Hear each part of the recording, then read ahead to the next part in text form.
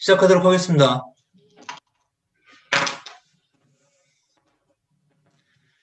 바쁜 연초에 시간 내주셔서 대단히 감사합니다. 저희 신문에서 올해 이제 벽걸로다가 이런 좌담회 자리를 만들기로 했습니다. 새롭게. 그래서, 벽걸마다 이제 현안을 중심으로 해서 전문가들 모시고 좌담회를 하기로 했는데, 오늘 첫 순서입니다. 그래서 올해 첫 순서인 만큼 2021년 해결해야 될 농정 과제라는 주제를 가지고 이렇게 간담회를 개최하게 됐습니다. 우리가 이렇게 간담회도 중요하지만 모여서 같이 이야기하고 또 뭐 식사도 하고 그러면 좋은데 지금 상황이 모일 수 있는 상황이 아니라서 온라인으로 이렇게 하게 되었습니다. 먼저 오늘 참석하신 분들 다 화면에서 보셔서 아시겠지만 소개해 드리겠습니다. 한국농촌경제연구원 김홍성 원장님 오셨습니다. 예, 반갑습니다. 네, 반갑습니다. 복 많이 받으십시오. 네.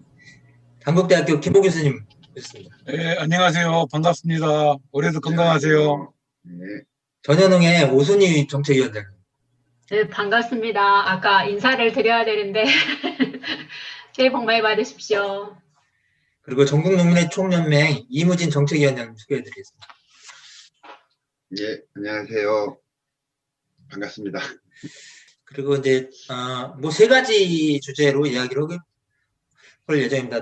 미리 알려드렸듯이 문재인 정부 4년 농정 성과와 과제에 대한 이제 평가를 좀 간단히 듣고 그 다음에 2021년 우선적으로 해결해야 될 농정 과제 한 서너 가지씩 이렇게 말씀해 주시면 되고 끝으로 마무리 말씀 좀 다른 분들 이야기 듣고 하시고 싶은 말씀 이렇게 간단히 해주시면 좋겠습니다. 그리고 우리가 이게 지면 한 판 정도라서 많은 양을 실을 수 없어서 간단하게 이렇게 좀 말씀을 해주시면 좋겠습니다. 먼저 첫 번째 주제 문재인 정부 4년 농정 성과 과제에 대해서 말씀 듣도록 하겠습니다. 5분 정도씩 말씀해 주시면 되겠습니다. 그러니까 제가 요 토론 주제를 받고 이거 토론 주제가 좀 애매하다고 말씀을 드렸어요. 성과를 실제 어떻게 얘기해야 될지 잘 모르겠다라고 좀 전달을 한 게 있는데요. 저희가 지금 2020년에 대한 문재인 정부 농정에 대한 평가들을 실제 전농에서 진행을 하고 있습니다. 대의원대회가 있어서요. 거기서 나온 용어가 하나가요. 빛 좋은 개살구다 용어가 나왔습니다. 그러니까 정말 많은 희망을 줄 수 있고 그리고 기대를 할 수 있는 여러 가지 용어나 정책들이 제시가 된 건 사실인데 그럼에도 불구하고 실제 현장에서 농업 정책으로 농민들에게 직접 다가가는 그런 정책화되지 못했다. 그래서 정말 많은 이 좋은 용어들을 이전 정부가 쓰지 못했던 정부에 사지 않았던 그런 좋은 그러니까 논의들이 진행이 됐었는데도 불구하고 정책화 시켜주지 못했다. 이런 좀 평가가 좀 있고요. 대표적으로 좀 보면 일단 좀 한 가지 우리 정부에서 가장 잘했다 그래도 잘한 거 아니야 얘기하고 있는 공익적 직불금과 관련해서는 전통에서 꾸준히 얘기했지만 선택형 직불금에 대한 확대 방안이나 예산을 더 어떻게 확보할 것인가에 대한 그런 고민이 담겨져 있지 않다라는 거 그리고 여러 가지 논의 과정 속에서 그럼 어떻게 할 것인가에 대한 논의들은 진행되고 있는데 실제 농식품부 안에서는 그것에 대한 구체적 논의가 안 되고 있다는 그런 고민이 없다라는 문제가 있는 거고요. 또 하나가 가장 중요한 문제 중에 하나가 선농직불금에 대한 철학적 배경에 대해서 자꾸 문제 제기를 했었는데요. 실제로 저희가 직불금이 진행된 이후에 지금 평가해 보면 선농직불금에 대한 철학적 배경이 없다 보니까 말 그대로 가짜 농민이 직불금을 수령해가는 것이 선농직불금이 더 늘어나더라는 거예요. 그래서 예전 같으면 실제 자기가 양심상이라도 굳이 직불금 신청 안 했을 텐데 확인해 보니까 이제는 한 350평 정도 가지고 있는 사람도 나 농민이다라고 이제 경영 등록을 하게 되고 선원직분을 받게 되고 이런 과정들이 있는 거예요. 애초부터 면적 중심의 이 선원직분 같은 방식으로 면적이 0.5헥타라는 기준을 정해놓고 그 이하의 농민들에게 전체적으로 주겠다라는 개념 자체가 굉장히 잘못된 부분이었다라고 좀 생각을 하고 있습니다.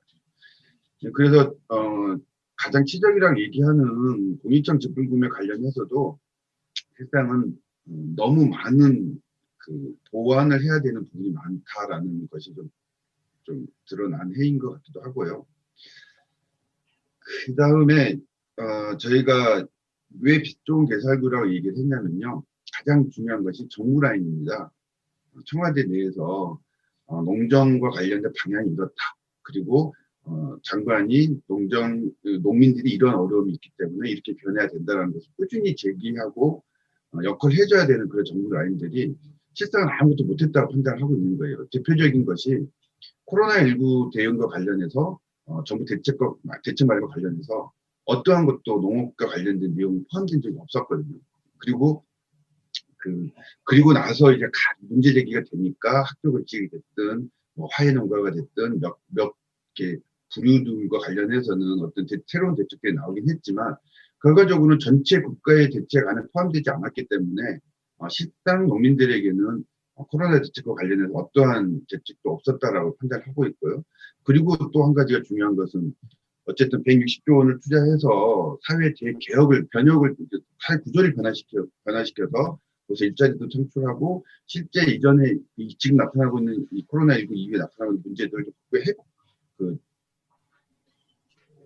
정리하기 위해서 좀 제안한 한국판 뉴딜 같은 부분에서도 특히 그린 뉴딜에 관련해서 우리 농경인들 계속 문제제기하고 뭐 이렇게 농경에서 좋은 안도 나오고 있지만 결론적으로 저희가 보기에는 단순히 태양광이나 그 풍력처럼 재생에너지의 그 물적 토대만 제공하는 방식 이외에는 어떤 고민도 없지 않았느냐라는 그런 얘기들이 실제 지역에서 계속 올라오고 있습니다. 저희가 이 평가 사업을 전부 중앙에서만 하는 게 아니라 지역과 함께 고민을 하고 있는데 지역에서 실제 그렇게 느끼고 있다라는 거예요.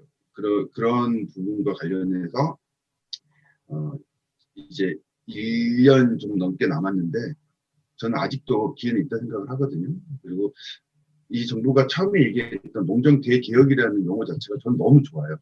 실제로 이전 농정과 이후 농정은 이 정부가 얘기했던 것처럼 정말 대개혁되지 않으면 어쩌면 농업이라는 것에 대해서 국가 정책이 사라져버릴 수도 있다라는 생각이 드는데 그래서 정말 그 농정 대개혁이라는 용어를 정말 잘 제시를 했는데 앞으로 남은 기간에도 충분히 가능한 생각이 들고요. 이상으로 마치겠습니다. 아니 좀 긍정적인 뭐 성과 같은 얘기를 해야지 전부. 농정 대개혁 얘기했잖아요. 예, 뭐 용어는 좋았으나 뭐 실속이 없었다. 뭐 성과라고는 공익지불제도 뭐 선택지불금이라든지 예산 문제, 뭐 소농지불금의 뭐 가짜 농민 문제라든지 이런 여러 가지 부족한 점들이 많았다라는 거. 그리고 정부 라인 제약을 못했다. 사실 문재인 정부의 가장 비판받을 부분들이 뭐 농정 주체들의 어떤 뭐 장관이 뭐 공석이 된다든지 공백 이런 것들이 가장 큰 비판거리가 아닌가 생각이 됩니다. 그럼 이어서 우순희 위원장님 그리고 김홍 교수님 그리고 김홍삼 원장님 계속 보겠습니다. 앞에 하는 게 불리한데 좋은 이야기가 많이 안 나올 것 같아서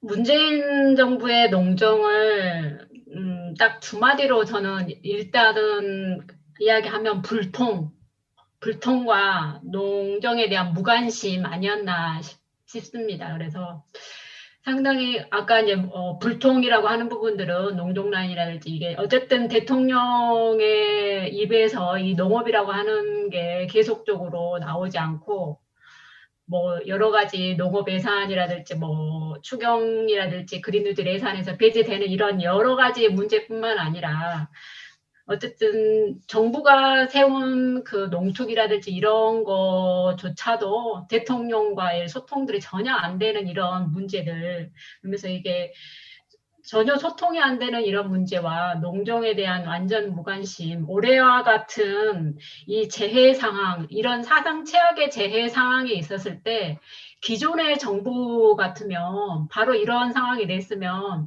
일단 대통령이 나서서 먼저 이런 문제에 대해서 이렇게 공감하고 하는 어떤 뭔가 대책이 정확하게 나오지 않더라도 대통령이 이런 재해에 대해서 즉각적으로 이렇게 뭔가 발언하고 대책을 세웠다면 이번 정부는 오히려 이런 거에 굉장히 등한시했던 이런 것들이 좀 심각한 문제고 지금의 식량 위기에 대한 이런 거에 대한 체감도가 완전히 너무 낮다. 그러면서 현재 정부의 그 농정을 그렇게 저는 이제 한마디로 평가를 하긴 하는데 그럼에도 불구하고 이 정부 들어서 상당히 많은 과제들이 그 제출된 거는 사실이거든요. 그래서 이후에 실은 그 어떻게 갈 것인가 하는 부분에서 많은 과제들이 제출된 그 문재인 정부가 아니었나 싶은데 그 가장 중요한 아까 지금 농정 대개혁을 이야기했지만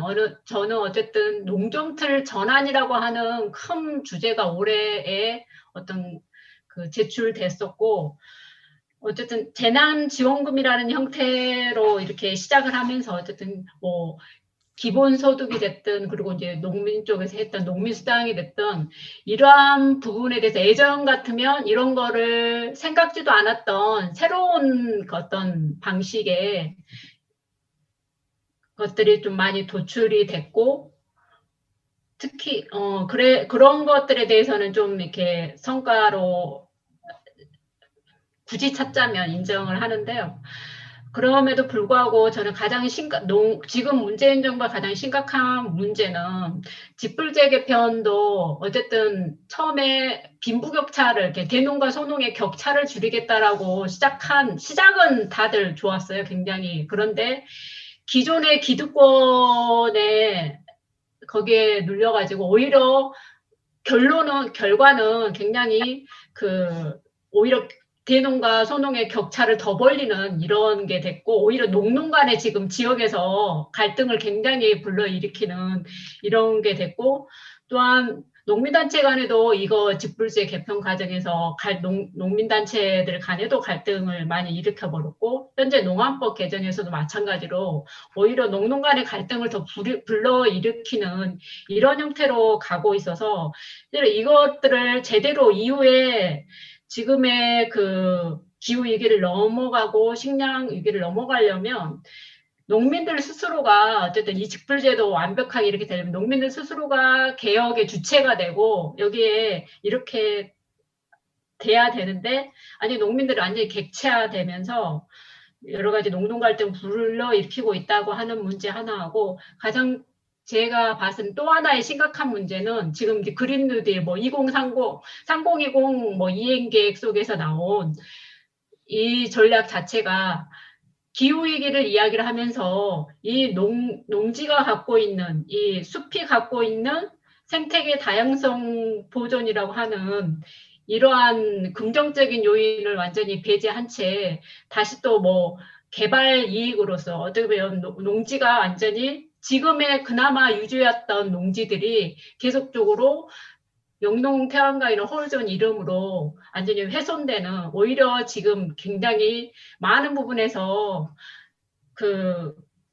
농지 잠식이 이루어지는 이런 문제들은 그래서 혹자는 이게 이명박의 4대강이 실패한 것처럼 이게 자칫 잘못하면 이렇게 갈 수도 있다라고 아주 혹평을 하는 사람들도 있습니다. 그런데 이 방식에 대해서 어쨌든 지금 현재 우리가 가장 먼저 중요한 게 무엇인가? 식량 자급률을 위해서는 이 적정 농지를 보존하면서 어떻게 하면 어쨌든 농어촌도 에너지 전환을 하고 재생에너지를 해야 되는데 보다 더 좋은 방법의 것들을 같이 고민을 하지 않고 지금 무분별하게 개발이 되고 있는 이런 것들이 가장 좀 심각한 지금 문제가 아닌가라고 저는 보고 있거든요. 이상입니다. 굉장히 쌀농사가 많이 지으시는데 네. 쌀값을 회복시킨 게 좀 성과 아니에요? 회복이요? 회복이 아니라고 저희가 말했잖아요. 그래도 뭐 예전에보다는 많이 그래도 회복을 시켰다고 할 수 있는데 근데 이게 안정화 이후에 과연 그렇게 갈 것인가라는 문제에 대해서는 어느 누구도 계속 불안한 상태인 거거든요. 이게 본질적인 답에는 올해 같은 재해 상황이기 때문에 이게 어떻게 보면 유지가 된 거고, 저 같은 경우도 거의 3분의 1이 그대로 날아갔으니까.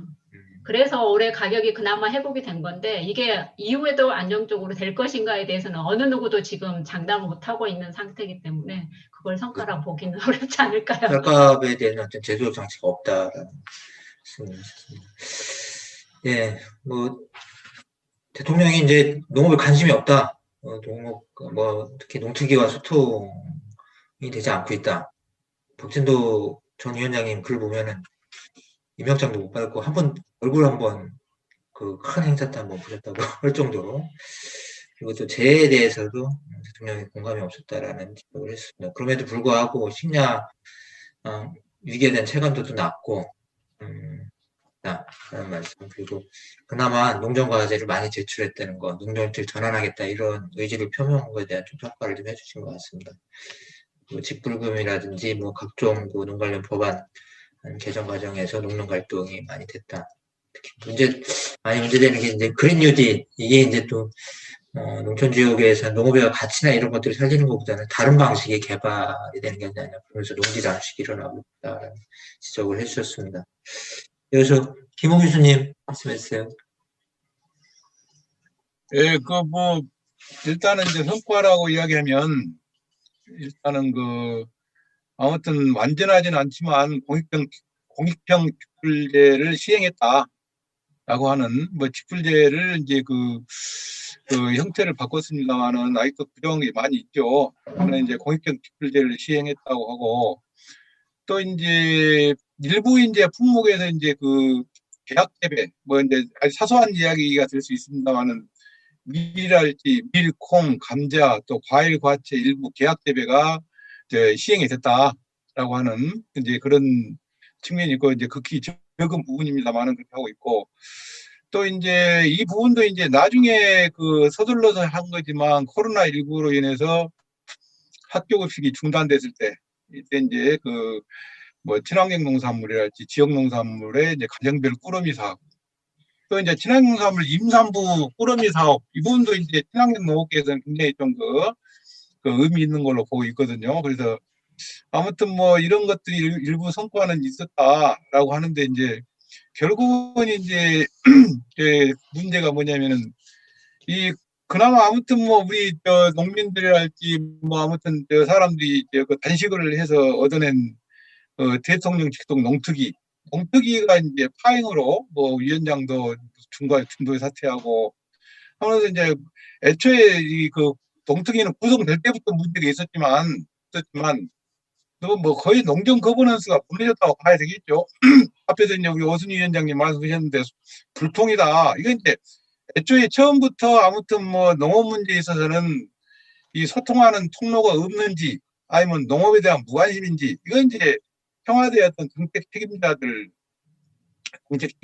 이런 부분들 과거에 이제 소통이 부족했고, 또 이제 농식품부와도 농특위가 소통이나 협력이 부족했다라고 하는, 그러니까는 결국은 뭐냐면은 자문기구인 농특위에서 마련한 제시한 정책 과제랄지 이런 부분들이 거의 시행이 안 되는, 따로국밥으로 따로 노는 그런 상황이 된 거죠. 그런 부분들. 또 이제 또 하나는 이제 한국판 뉴딜을 이제 이야기 안 할 수가 없는데요.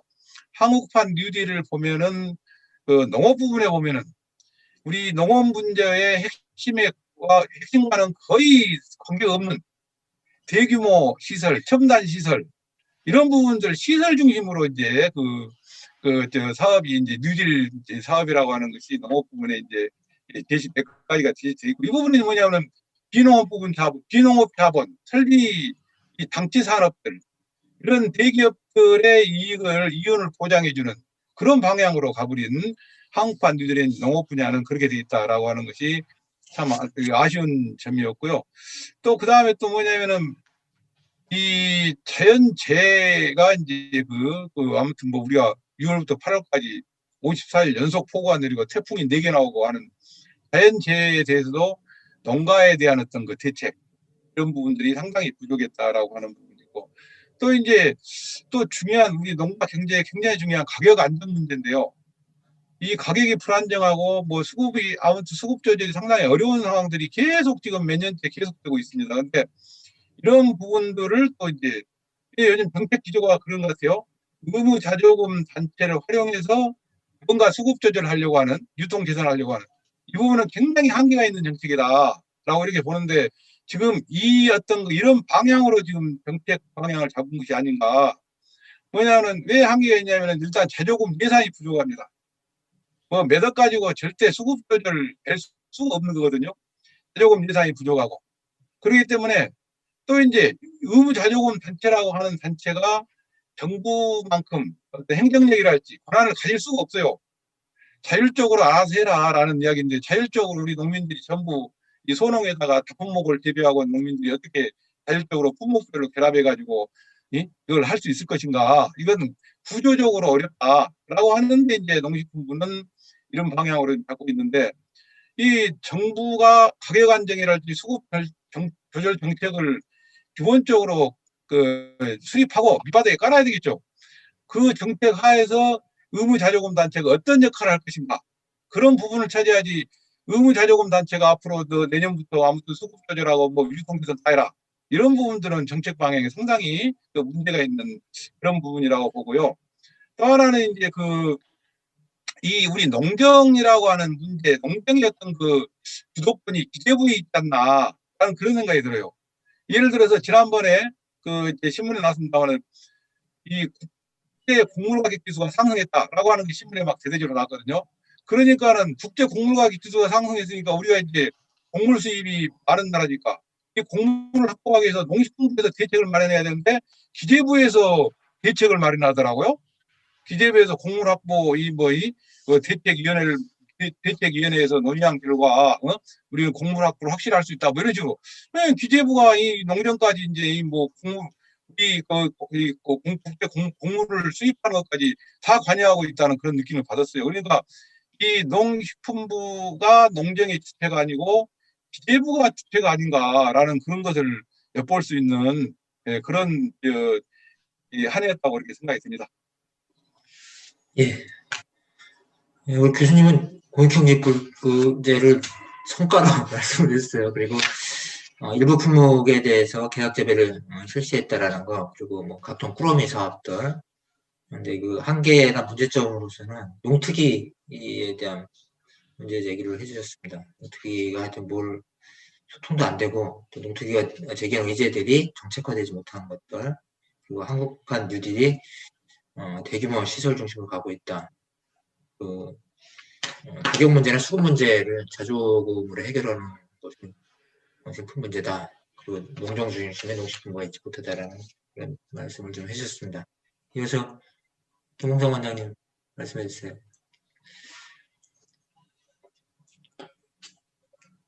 예, 그 앞에 세 분 말씀 잘 들었습니다.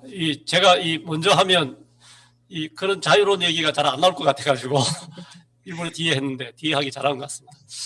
저는 세 분 얘기를 들으면서 두 가지를 느꼈어요. 하나는 이 정부에 대한 불만도 많지만 기대가 상당히 컸구나 하는 거 하나하고, 또 김호 교수님이 다양한 어떤 관점에서 말씀해 주는데, 저는 농정 부분에서 어찌 보면 이무진 위원장님이 빛 좋은 개살구 이 표현을 했는데, 저는 농정 패싱 얘기가 나올 줄 알았더니 오순희 이제 위원장님 그런 취지의 말씀을 했는데, 과거에 우리가 많은 얘기 나올 때 농정 패싱 나오는 거지만 빛 좋은 개살구 한다는 얘기는 빛 좋은 거에 대해서 지금 공익정치 뿌리라든지 농정개혁, 농정털 전환에 대한 그런 새로운 의제, 과제에 대한 어떤 도출과 추진하려고 했던 방향, 거기에 대해서는 어찌 보면 상당한 어떤 기대를 했고, 또 일정하게 김호 교수님 말씀대로 미흡하나마 어떤 성과가 있지 않느냐, 이것을 어떻게 안착시키느냐는 또 추후의 과정이기 때문에 저는 농정의 성과라는 것은 그런 진행형의 관점에서 봐야 된다. 과거에 우리가 보면 이제 패싱이라는 용어를 많이 썼는데 그건 상당히 좀 비생산적이거든요. 구체적 어떤 의제가 필요한데 지금 시점에 그 의제를 못 챙겼다. 이런 부분에 대한 논쟁이 되기를 원했는데 과거에 보면 이제 굉장히 정부에 대한 기대를 불만이나 이런 것에 대해서 패싱이라는 용어를 많이 썼던 것 같아요. 언론도 그렇고. 저는 그래서 그 부분은 좀 상당히 안타까웠거든요. 오늘 오히려 말씀을 들으면서 앞으로 숙제를 풀어가는데 굉장히 의미 있는 문제제기다 생각이 들고, 그리고 그 성과라는 측면에서 우선 이제 얘기를 좀 한다 그러면 김호 교수님께서 좀 일부 얘기를 하셨듯이 농정틀 전환 부분에 대해서는 이 정부 초기부터 나왔던 게 농정틀 전환이 직불 중심의 농정 전환. 이 핵심은 어찌 보면 정부의 투자 방식이나 일하는 방식의 전환이거든요. 근데 그 부분에 대한 게 우리가 충분한 논의가 안 됐던 것 같아요.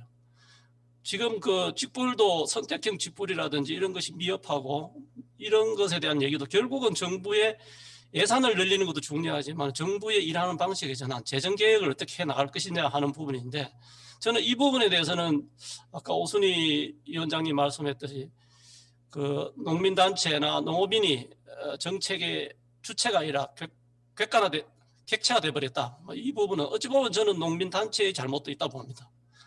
그 부분에 대해서는 농민단체들이 어찌 보면 수많은 그 지금 농업 재정 투영자가 보면 다양한 농민단체의 이해관계 속에서 집행이 되는데 그 이해 조정을, 근데 우리가 뭐 구체적 하나 예를 든다면 친환경 농업이 굉장히 중요하다 하면서도 친환경 농업에 관련된 다양한 투입제 지원 정부 보조 방식이 비효율적으로 운영된다는 얘기도 많이 지적되면서도 거기에 대한 것을 좀 더 합리적인 투자 방식으로 전환하자는 것은 정부의 계획 의지도 중요하지만 관련된 이해 당사자인 농업인 단체들 스스로 우리가 이런 집행 방식을 다른 방식으로 좀 바꿔가자. 그 목소리를 낼 때 사실은 정부란 게 결국 관료 집단이 일을 하는 건데 관료들도 거기에 대해서 쉽게 변화가 될 수 있는데 오히려 농민단체 요구라는 것이 복잡하게 제기되고 있는 상태에서 관료들이 쉽게 의사결정하기 쉽지는 않다는 것이죠. 그 부분에서 저는 오히려 농업인 단체 스스로도 객체화됐던 것도 비판도 할 수 있지만 오히려 주체로서 자기 역할을 못했던 것도 아닌가. 저는 이 부분에 대해서 생각을 해볼 필요가 있다 생각이 들고, 그리고 이 다양한 부분이 저는 뭐 성과와 미흡 아쉬운 점이 있다고 봐요. 특히 이게 공익 직불 관련돼서는 재정 투영자, 직불 중심의 농정 전환의 핵심은 재정 투영자의 전환인데 또 하나는 우리 먹거리 안정과 관련해서 이 정부가 들어서서 푸드 플랜이라는 이런 이제 새로운 어떤 개념을 가지고 접근하면서 결국은 김호 교수도 얘기했듯이 학교 급식이라든지 이런 것의 어려움 속에서도 오히려 꾸러미 사업이라든지 그리고 그 먹거리의 그 접근성의 제약을 해결하기 위해서 그 바우처 제도를 도입한다든지 이런 부분에 대해서 먹거리 접근성과 복지 이런 부분에 대해서 이 정부가 새롭게 시도했다는 것은 큰 물줄기를 바꾸고 있다는 것은 저는 상당히 중요한 성과고 이 부분에 미흡한 것은 어떻게 좀 더 내실할 것이냐 이것은 또 숙제라고 봅니다. 그래서 그 부분에 대한 것이 있고 또 하나는 이 농촌 공간에 대해서 농업인의 삶의 질과 관련해서 다양한 어떤 소득 생산 활동도 있지만 농촌 공간의 삶의 질에 대해서 이 정부가 상당히 고민했다.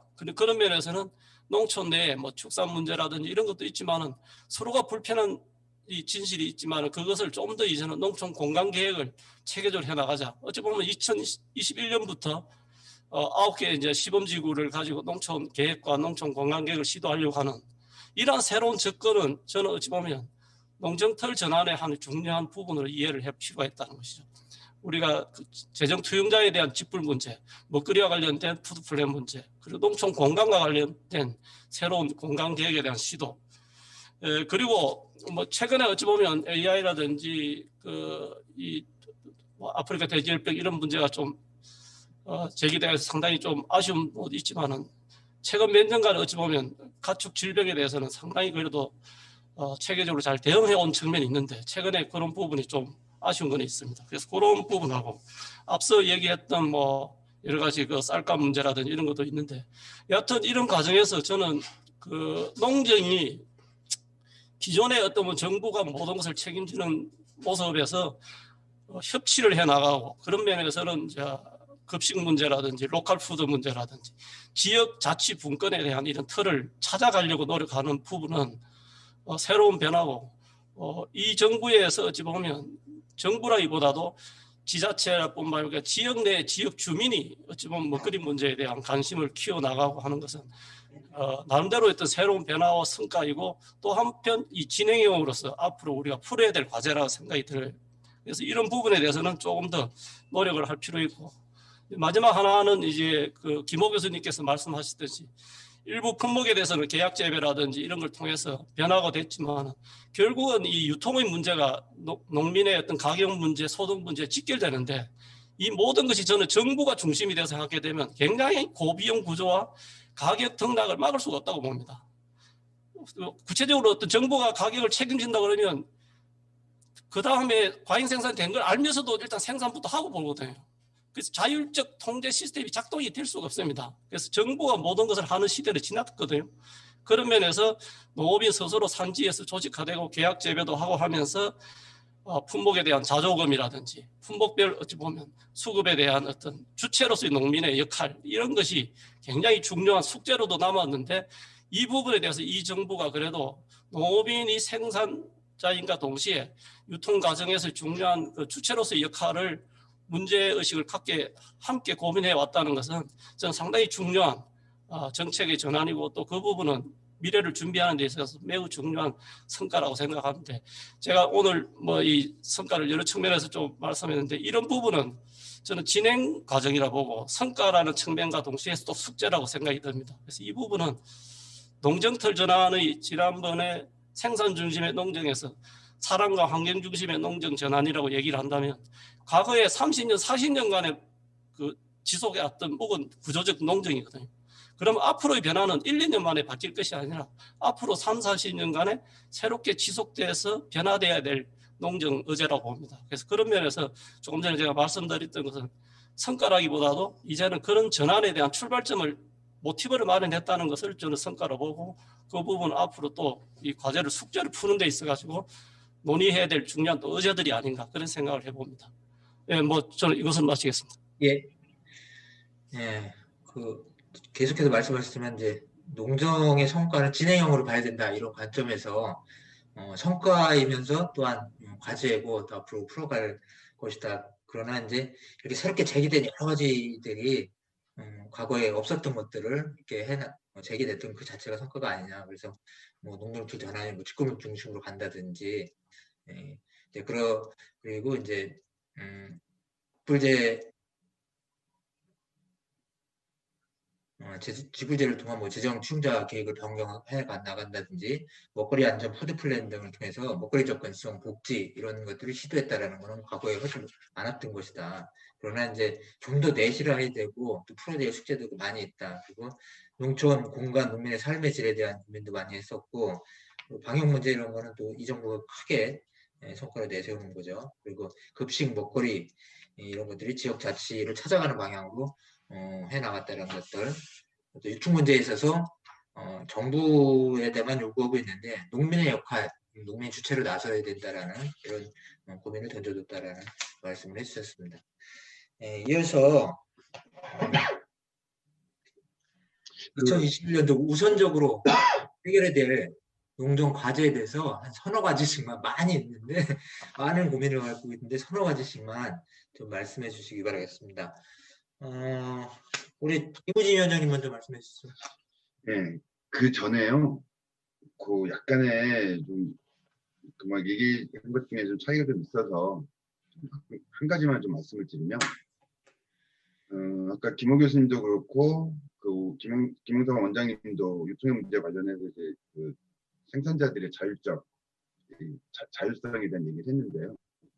정말 그렇게 가려고 하는 건 맞습니다. 맞고 실제 이것이 재작년에 생산자 조직들이 농특위에서 이정삼 유통과장을 만나서 그런 고민이 좀 합의가 돼서 진행이 된 내용들인데 꾸준하게 문제 제기됐던 것이 뭐냐면 자조금법을 바꿔달라는 문제 제기를 했거든요.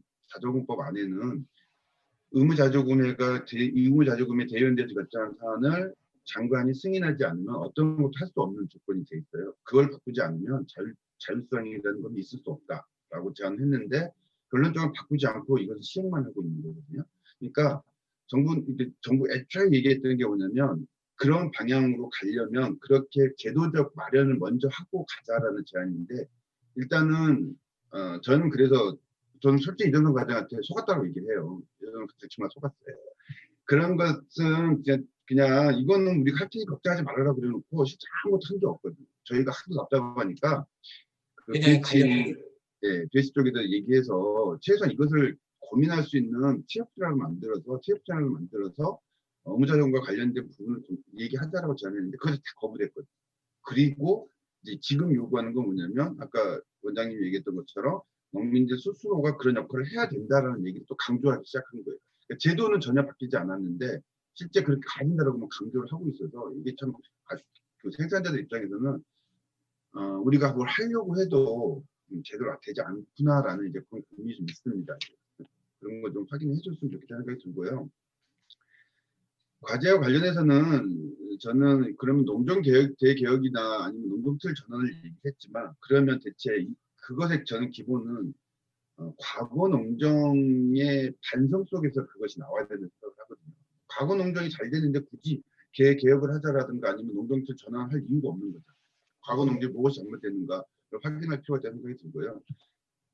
저희가 2020년도 코로나19나 아니면 그 기후위기로 인해서 좀 드러난 그 새롭게 예측되는 식량 위기 속에서 어찌됐든 국가의 책임성 강화나 이런 것은 단순히 우리나라에만 나타나는 문제가 전 세계적인 의미 있는 거고, GSNG 이정은 박사가 농민신문에 제안한 글을 보면 유럽조차도 예전에 그 생산 비연계 방식의 직불금을 통한 그 농업 정책에서 이제는 도리어 생산 연계 방식의 가격 안정, 그 농산물 가격 안정을 중심으로 하는 것을 더 강화시키려고 하는 움직임이 있다라고 이제 엊그저께 농정신문 그 기고문에 나왔던데요. 그것처럼 현재 코로나19로 발생한 이 이동 제한을 통한 새로운 식량 위기 속에서 전 세계적으로 그러면 이 농업 문제를 지속 가능하기 위해서는 뭘 해야 될 것인가에 대한 새로운 고민들이 진행이 되고 있는데 과연 우리는 그런 고민들을 하고 있느냐에 대한 근본적인 문제 고민이 필요하다는 생각이 듭니다. 농정 대개혁을 얘기했고 농정틀 전환을 얘기했지만 실제로는 무엇을 어떻게 할 것인가에 대한 내용이 없다라는 거고요. 그래서 전농은 제안하는 게 이전 농정은 신자유주의 체제를 농업의 농정의 좀 그 신자유주의 체제를 좀 좀 뭐라 그러죠? 그 어떤 농정의 그걸 이식시키기 위한 정책이었다. 그러면서 자연스럽게 어떤 아까 우리 그 뭐 이렇게 시장 중심의 가격 정책, 정부가 개입하는 것을 최소화시켜야 되고, 이건 실제 그거는 정부와 우리 그 김홍상 원장님과 그 학자들과 저희 농민운동을 하고 있는 농민단체가 계속 그런 문제제기 있었잖아요. 그런데 다른 나라의 사례를 보면 실제로 다른 나라들도 그런 가격 정책을 포기한 적은 없더라고요. 그것이 좀 더 소홀해지고 약해질 수는 있었지만 한 번도 그걸 포기한 적이 없이 계속해 왔는데 한국은 이상하게 시장에 모든 걸 다 맡겨야 된다라는 식의 그런 흐름들이 이렇게 존재했던 게 사실인데요. 그래서 저는 농정 재개혁, 농정틀 전환의 핵심은 바로 그런 신자유주의적 농정이었던 것을 어떻게 하면 더 국가의 책임감을 늘리고 그리고 그 농업에 속해 있는 뭐 농민이 됐든 아니면 농촌이 됐든 이런 곳이 그 국가가 책임감을 늘린 것만큼 그들 또한 어떻게 자기 역할을 해 나갈 것인가에 대한 그런 그 것으로 전환되지 않으면 저는 농정 대개혁이라는 것은 말 그대로 그냥 말만 있는 것일 수 있다라고 판단합니다. 그리고 그래서 저희 전농은요. 지금 현재 농업농촌 기본법에 보면요. 6조에 제가 이거 좀 적어놨는데 잠깐만요. 시장주의 원리를 바탕으로 하는 효율성을 추구하되라고 그래서 6조에 어떤 헌법에도 명시되어 있지 않은 시장주의 원리를 바탕으로 한다라는 것을 기본법에 담아놨어요. 그래서 이거는 저희가 판단하기에는 사유재산제를 바탕으로 한 자유경제를 존중한 그러니까 자유시장 경제 질서를 기본으로 하되 거기에 대한 모순이 있으면 모순을 제거하고 사회복지나 사회정의를 실현하기 위해서 국가적 구제 조정을 용인하는 사회적 시장경제 질서가 헌법 이념이다라는 것을 제가 그 말씀드리는 것은 네이버 쳐보면 나오거든요. 헌법 이념 쳐보면 이게 나와요. 그래서 그 사회적 시장 경제 질서로서의 성격을 가지고 있는 헌법에서도 명시하고 있는 그런 내용을 농업농지기본법에서는 시장주의 원리를 바탕으로 한 효율성이라는 말로 그걸 무시하고 있는 거거든요. 그래서 이것 자체가 바뀌지 않으면 저는 어떠한 농정 개혁도 실패할 수밖에 없는 것이라 생각이 들고, 그래서 저희는 이런 신자유주의 농정을 대체할 수 있는 새로운 농정으로 가기 위한 저희는 일단 가칭으로 농민기본법이라고 그러는데요. 이건 뭐 다 이후에 더 논의를 통해서 법명은 바뀔 수 있겠지만, 지금 현재 농업농촌 및 식품산업기본법을 대체할 수 있는 새로운 기본법을 통해서 농정에 대한 전망을 좀 제시할 필요가 있다고 생각을 합니다. 그리고 그런 과정 속에서 가장 큰 문제가 농민에 대한 규정이라고 생각이 들거든요. 직불금에 대한 문제, 아니면 지역에 진행되는 농수산에 대한 문제, 아니면 모든 농업 정책과 관련해서 농민에 대한 규정이 애매하기 때문에 참 문제들이 발생하고 있는데, 그래서 이 농민에 대한 규정을 좀 명확히 좀 할 필요가 있다는 생각이 들고요. 그러면서 정부 지원금 자체가 농민에게 지원되지 않는 것에 대해서는 범법행위라는 것을 명확히 해줄 필요가 있다는 생각이 듭니다. 그러면서 또 한 가지가 오늘 핵심이 되는 것이 농지 문제 생각이 드는데요. 농민에 대한 규정이 명확하지 않았기 때문에 현재 농지에 대한 문제가 발생을 하고 있고, 그래서 농민의 규정을 명확히 하고 농지 문제를 접근을 실제 저는 이제는 좀 해야 될 시기라고 생각이 듭니다. 투기화되어 있는 농지의 문제를 이제는 생산을 지속해낼 수 있고 식량을 공급하는 농지로서의 역할을 명확히 좀 해줄 필요가 있다는 생각이 들고, 이거는 국가가 좀 강제적으로 좀 이렇게 해 나갈 필요가 있다는 생각이 듭니다. 그리고 마지막으로 저희가 뭐 농경연에서 꾸준히 좀 문제 제기를 하고 있는 부분이기도 하고, 저희가 우리 농경연 연구자님들과 박사님들하고 얘기를 하다 보면 참 고맙기도 한 게요. 예전에 저희는 참 벽이 많았다는 생각을 했는데 지금은 얘기해 보면 우리 김원성 원장님도 마찬가지고요. 벽은 있긴 합니다. 여전히 벽은 있지만 그래도 좀 우리의 얘기를 좀 더 들어주려고 하고 우리의 얘기를 연구 자료에 좀 더 초과시켜 주려고 하고 이런 모습들을 많이 보긴 하는데요. 이번에 저희가 미국의 캣이라는 제도, 냅이라는 제도를 가지고 농식품부와 농구먼과 좀 이런 얘기를 좀 진행을 했어요. 하면서 고민해봤으면 어떻겠냐 그랬더니 농식품부 안에서도 캣이나 냅에 대한 고민을 하고 있다. 그리고 그런 식으로 기본적으로 아주 기준이 되는 자연재해를 국가 책임질 수 있는 기준이 되는 그런 무언가가 필요한 것인가에 대한 고민을 하고 있는데 어떤 것이 좋을지 잘 모르겠다. 이제 그런 식의 이제 우리가 대응 엊그저께 좀 나누고 왔는데 저는 올해가 바로 그 기회라는 생각이 들거든요. 지금 우리 일주일 동안 계속 눈 오고 제가 해남에 사는데 해남이 겨울 배추가 12월 달에 겨울 배추를 급하게 수급 관리 차원에서 폐기 처분하고 수매를 하는 조치를 발표를 했는데 아마 다시 이거 돌려야 될 겁니다. 왜냐하면 이 추위에 배추가 제가 보기에는 한 반 이상은 우리가 뿌리가 돈다고 그러거든요. 뿌리가 얼어서 아마 없어져 버릴 거예요. 그럼 수급에도 불안이 생길 수 있는 거예요. 이런 식으로 계속 기후로 인한 문제가 계속 발생하고 농민들은 거기에 좀 무방비로 방치돼 있고 이런 상황이 지속되고 있는데 이것에 대한 근본적인 변화를 2021년도에는 반드시 좀 진행해야 되는 거 아니냐. 이런 세 가지 정도로 말씀을 드리겠습니다. 네, 이상입니다. 예.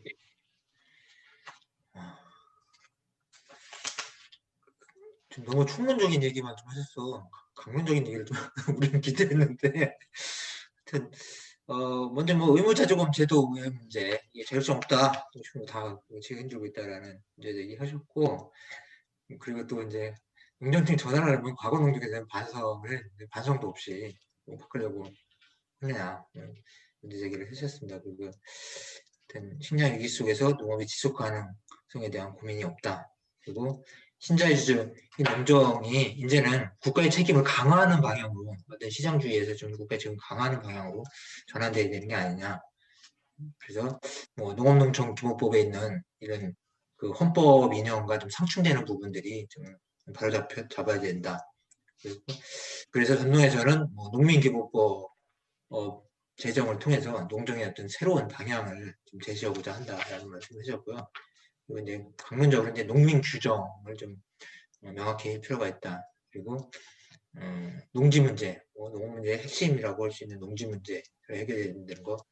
그리고 이제 최근 이제 기후 위기로 인해서 나타난 자연재해에 대한 어떤 기존의 제도의 한계가 있으니까 새로운 제도를 도입한다는 이런 말씀을 해주셨습니다. 이어서 김호 교수님 그리고 김홍삼 원장님, 오순희 위원장님 이렇게 오겠습니다. 한 서너 가지만 이야기해야 돼요. 준비 많이 했는데. 여러 가지만 하시죠. 다 담을 수 없습니다. 일단은 공익형 직불제가 개선돼야 된다고 보거든요. 지금 이제 이 공익형 직불제가 지금 상당히 그 대목에 비해서 불분명해요. 내용이 기본 직불, 선택 직불 이렇게 돼 있는데 기본 직불은 뭐 공공 직불 또는 식량 안보 직불 하든지 이제 거기 소농에 기본적으로 주는 그런 거 있고 그래서 공공 직불 또는 식량 안보 직불로 바꾸고 이게 다 청년 직불을 하나 더 플러스해야 된다라는 그런 생각이고요. 무슨 선택형 직불이요? 다시 한번. 네? 무슨 직불을 플러스해야 된다고? 기본 직불을 이제 청년 직불, 청년농, 청년 직불. 예, 청년농 직불, 예, 청년농 직불, 예, 그걸 더 플러스해서 이제 그 기본 직불을 공공 직불 또는 식량 안보 직불 이렇게 이름을 바꾸고 또 선택 직불은 선택 직불이 지금 공익형 직불에 굉장히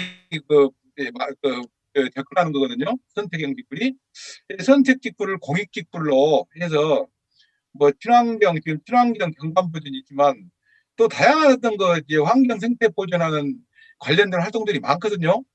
그런 어떤 것들을 다 포괄적으로 다 포함시켜서 이 공익직불로 하는 것이 더 이제 맞다. 그리고 이제 가장 중요한 것은 예산을 확대하는 거죠. 2조 4천억을 갖다 5년 동안 묶어놓는 예산이 세상에 어디 있습니까?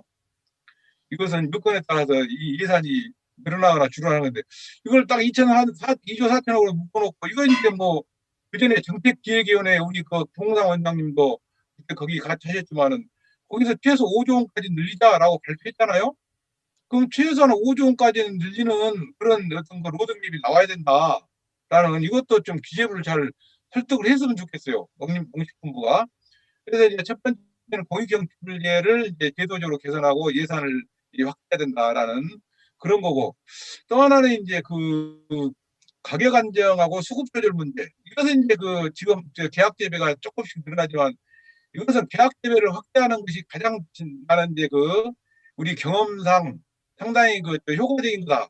생산, 가공, 유통, 소비를 연계하는 계약 재배. 이것은 이제 뭐 정부, 지자체, 뭐 농협 같은 생산자 단체 이 부분들이 공동으로 추진하면 되는 일입니다. 왜냐하면은 여기서 정부, 중앙정부와 지자체는 알선만 하면 돼요. 그러면 농협은 자기들이 계약 대비해서 수매하고 이걸 갖다가 유통 가공 주체에게 계약 대비를 같이 하는 거거든요. 생산자가 이제 이 물량을 확보해서 공급해 준다는 거니 그러면은 이것은 이제 중앙정부와 지자체가 알선을 하면 되는 겁니다. 이것은 그 과거에 충남에서 학교급식 할 때 전통 장류 학교급식 공급할 때 이거 도청에서 알선해가지고 다 했어요. 가격 지역에 있는 콩 가격 콩을 갖다가 계약 재배하고 그 조건이니까 계약 재배해서 된장, 고추장, 국간장 만들어서 학교에 급식하는 공급하는 가격도 사전에 다 이렇게 계약을 하고 해가지고 이런 경험이 지자체에서 경험이 있기 때문에 저는 이거 충분히 가능하다고 봅니다. 그러니까 중앙정부하고 지자체는 알선해주는 적극적으로 나서 알선하고 다니는 알선업자식으로 방식으로 뛰어다니면 된다는 겁니다. 별로 뛰어다니면 된다. 그런 것이 또 하나 있고 그 다음에 이제 가격 안정 문제도 소비자를 설득시켜서 요즘 좀 쌀값 좀 올라가니까 매스컴에서 난리가 났어요.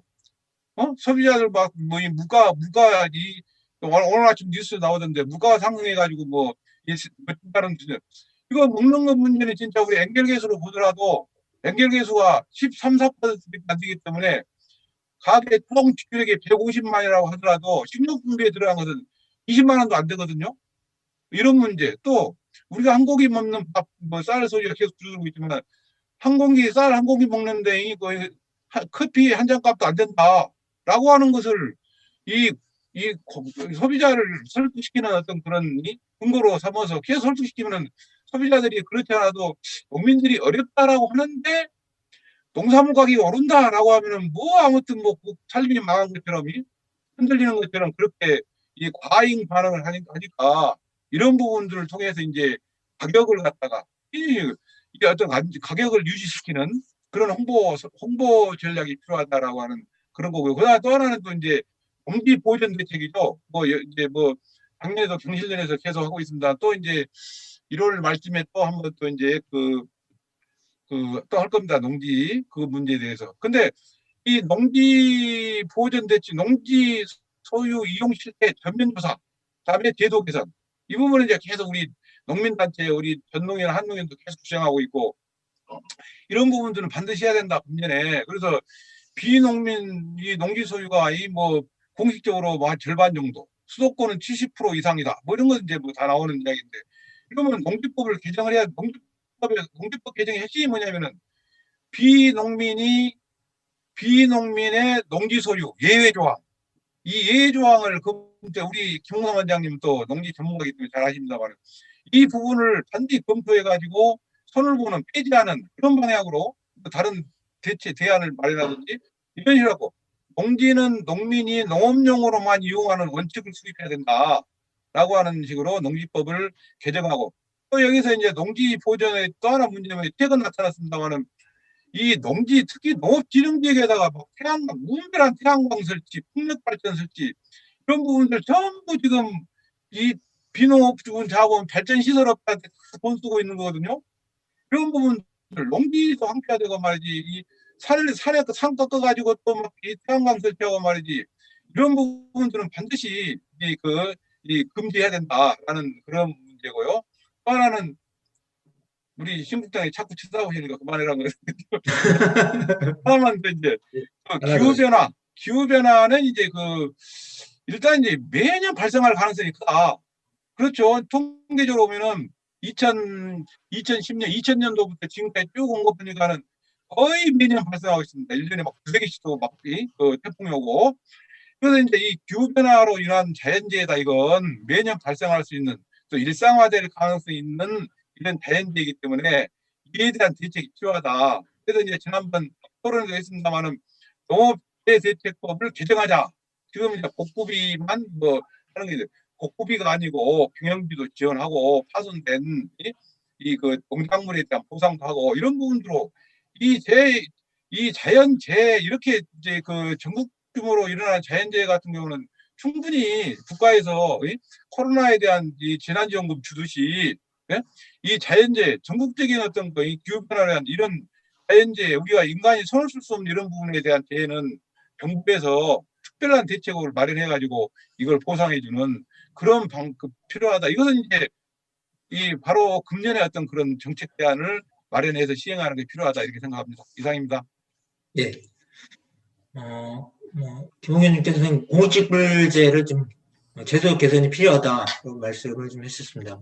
공공직불, 식량직불로 전환돼야 될 부분도 있고, 청정직불도 신설하고, 선택직불이라는 걸 이제 공익직불로 명칭도 바꿔야 된다라는 말씀. 그리고 가장 중요한 건 예산을 5년 동안 이렇게 묶어놓은 거는 있을 수 없다. 예산을 점진적으로 확대해 나갈 수 있게 해야 된다라는 거. 그리고 두 번째 이제 가격 문제, 가격 안정과 수급 조절을 해서 계약 재배를 확대해야 된다. 그러기 위해서는 정부와 지자체의 역할이 중요하다는 말씀을 해주셨습니다. 그리고 또 하나 이제 농지 보전의 문제 말씀해 주셨습니다. 농민이 농업용으로 농지를 이용할 수 있도록 농지법을 개정해야 된다라는 말씀과, 그리고 기후변화에 대한 좀 대책, 그리고 좀 농업피해 대책법인가요? 개정을 해서 이제 농산물 피해에 대한 보상도 이루어져야 된다라는 말씀을 해주셨습니다. 네, 이어서 김홍삼 원장님. 예, 저는 과제와 관련해서는 앞서 성과 얘기하면서 진행형이라고 얘기했기 때문에 아마 예측할 수 있는 부분입니다.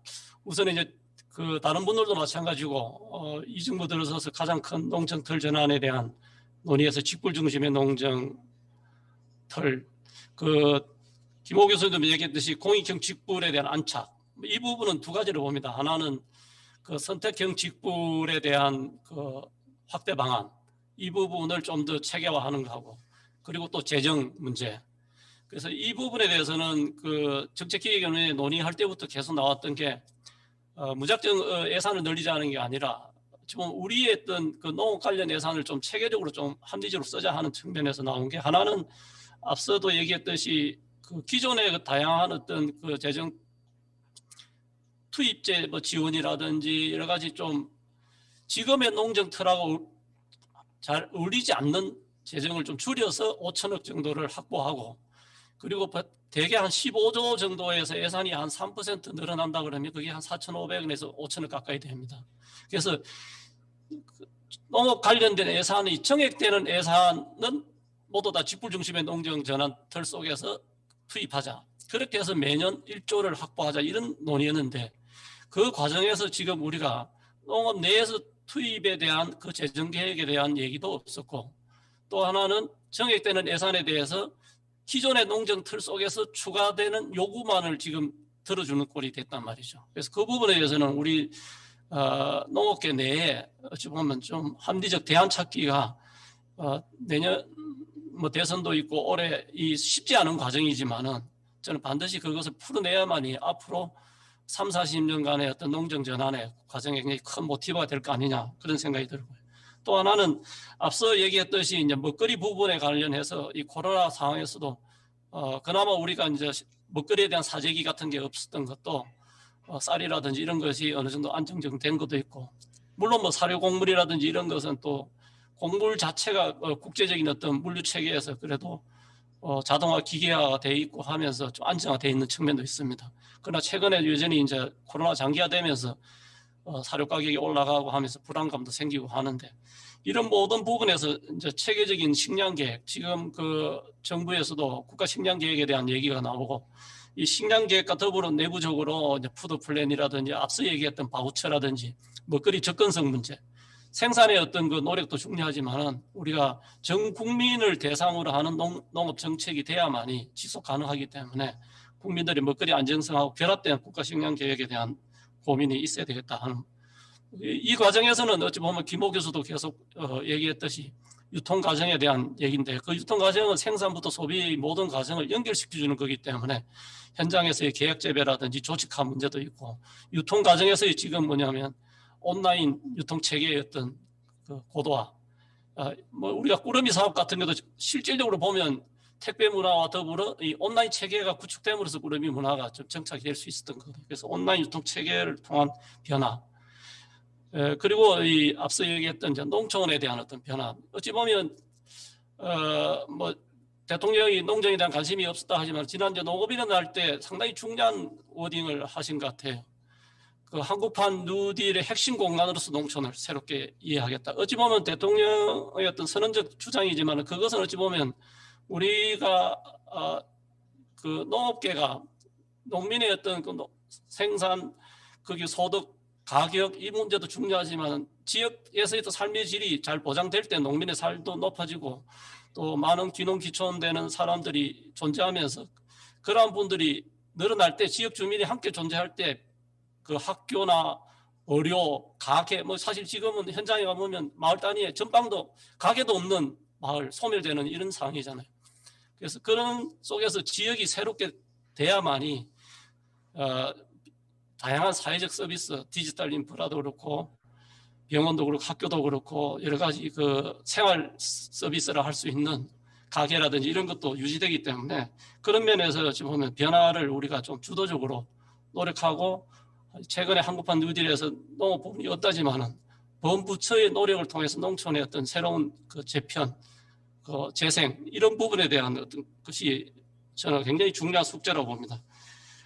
뭐 앞서 여러 가지 이제 뭐 한 서너 개만 얘기하라 그러니까 뭐 농지 문제라든지 뭐 굉장히 많은 숙제가 있죠. 왜냐하면 기본적으로 농정이라는 게 한 서너 가지만 챙긴다 되는 게 아니고 다양한 생산부터 소비 또 지역의 삶을 다 포괄하는 거기 때문에 뭐 과제들은 상당히 많다고 봅니다. 그 재생에너지 문제라든지 농지 문제라든지 그 직불금의 그 합리적 전달 체계 문제, 부당수령 문제, 해소 문제, 이 모든 것이 또 풀려야 되고, 특히 농촌 내 미래의 준비 과정에서 청년 농업인, 아까 김호 교수님은 직불 부분에서 청년 직불 얘기도 하시는데 이런 부분은 결국 미래 준비에서 관련된 거고, 이제 올해 내년 짧은 기간에 문재인 정부의 숙제로 얘기하지만은 하나 마지막 좀 추가 언급하고 싶다면 결국 우리가 또 기후변화라든지 저출산 고령화라든지 이런 중장기 의제에 대응한 우리 또 새로운 어떤 농촌 농업 부분에 대한 모티브를 마련하는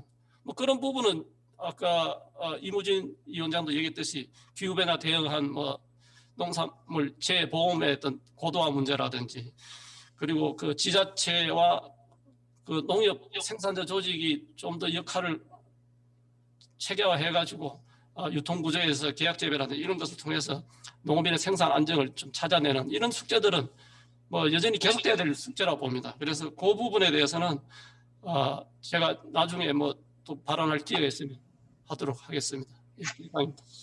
예. 예, 원장 교수님, 공격 지표자 안착을 해서 선택 지불금이 좀 더 좀 확대돼야 된다는 거고, 재정 문제, 지금의 어떤 이런 거 같아요. 각종 보조 사업이나 이런 것들을 좀 정리해서 이걸 직불 예산으로 전환돼야 된다. 그러기 위해서는 우리 농민들 내지 농민단체들의 이해나 협력이 있어야 된다는 말씀을 해주셨습니다. 그리고 체계적인 식량 계획을 세우고 뭐 푸드플레이나 바우처, 먹거리 접근성 뭐 이런 문제를 통해서 전 국민을 대상으로 하는 어떤 그런 푸드플레이 이런 먹거리 이 사업들이 이루어져야 된다라는 거, 온라인 유통체가 고도화돼야 된다는 거, 그리고 농촌에 대한 변화, 그리고 한국판 유주의에 있어서 우리 이들이 좀 주도적으로 끌어가자 제안하셨고요. 그리고 청년 농업인 문제, 그리고 기후변화, 저출산, 고령화 등 이러한 문제들에 대해서 어떤 중장기적인 전략을 수립해야 된다는 말씀을 해주셨습니다. 이어서 우리 오순희 위원장님.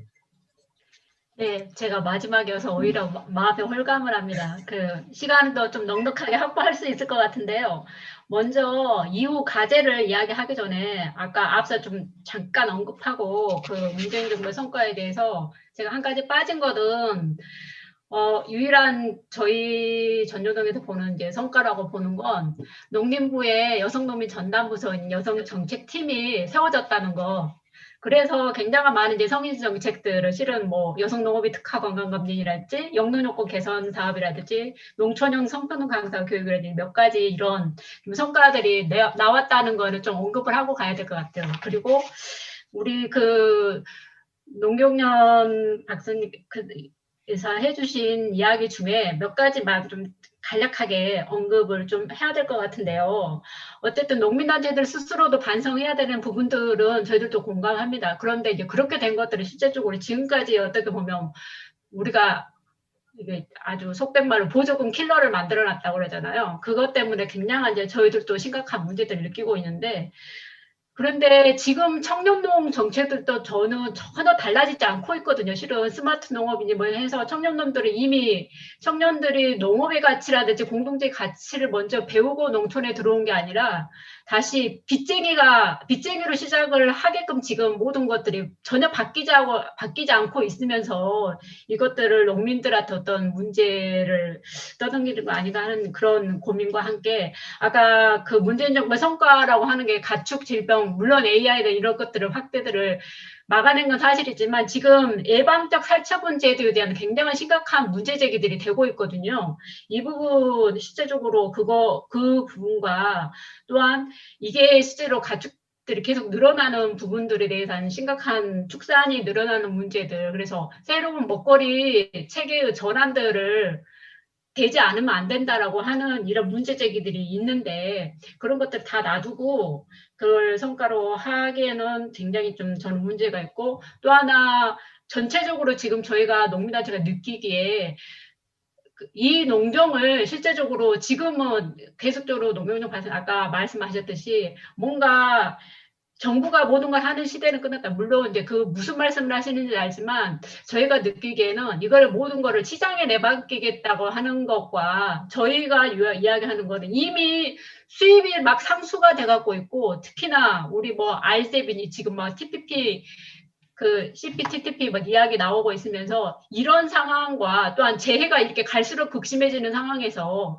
이러한 먹거리를 국가가 갈수록 책임지는 농경으로 가지 않으면 도대체 어떻게 하겠다라고 하는 건지 그 갈등 지금 굉장히 학계와 저희 농민단체 이 갈등이 조금 있는 것 같습니다. 이 문제는 이후 차후에 좀 해결을 했으면 좋겠고요.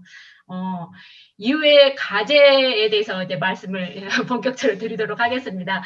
저는 어쨌든 이후 과제를 한 게 앞서 이야기하신 거 빼고 거기에는 굉장히 선택인식 불재화, 농지 이야기에는 굉장히 공감을 하고요. 한마디로 이야기하면 지속 가능한 농업 농촌 사회를 어떻게 만들 것인가가 이제는 핵심이 돼야 되는데 저는 이제 그 중에서 세 가지를 좀 이야기를 하고 싶어요. 일단은 저희가 지금 아까 이무진 위원장도 이야기했지만 농업농촌 10분 산업 기본법을 기본법에 한해서 모든 것들이 다 바뀌고 있기 때문에 그 기본법을 전면 개정해서 새로운 농정틀 전환, 우리가 말하는 식량 주권의 문제라든지 농지의 문제라든지 농민의 규정의 문제라든지 이런 것들을 새롭게 정말 완전히 전환할 수 있는 그러한 틀들을 마련하는 이게 전면적인 개정이 되지 않으면 안 된다라고 하는, 그래서 구속에서도 경인체 등록에 대한 법률도 개정을 하고, 왜냐하면 이게 지금 우리가 계속 요구하는 게 지금처럼 경인체 제도로 농업을 하나의 산업으로만 계속 이렇게 치부하는 식으로 가서는 도저히 안 된다. 그래서 우리가 이야기하는 정말 농민이란 누구인지에 대한 이런 정의들이 특히 저희 전연농에서는 농민수당 과정에서 이 문제를 지급 대상을 해서 특히나 많이 느꼈던 거고, 농민에 대한 새로운 정의들이 정말 필요하다. 이제는 그걸 담을 수 있는 새로운 기본법에 대해서 그거를 농민 기본법이라고도 할 수도 있고 어떤 게 있는데 이 여러 가지 이거를 담아낼 수 있는 것이 필요하다. 그걸 위해서 실은 올해 전 국민적으로 어쨌든 이 식량 안보나 식량 주권에 대한 것들을 국민적으로 같이 어떻게 해결할 것인가를 하나의 해결하는 올해 그 과제가 좀 필요하고요.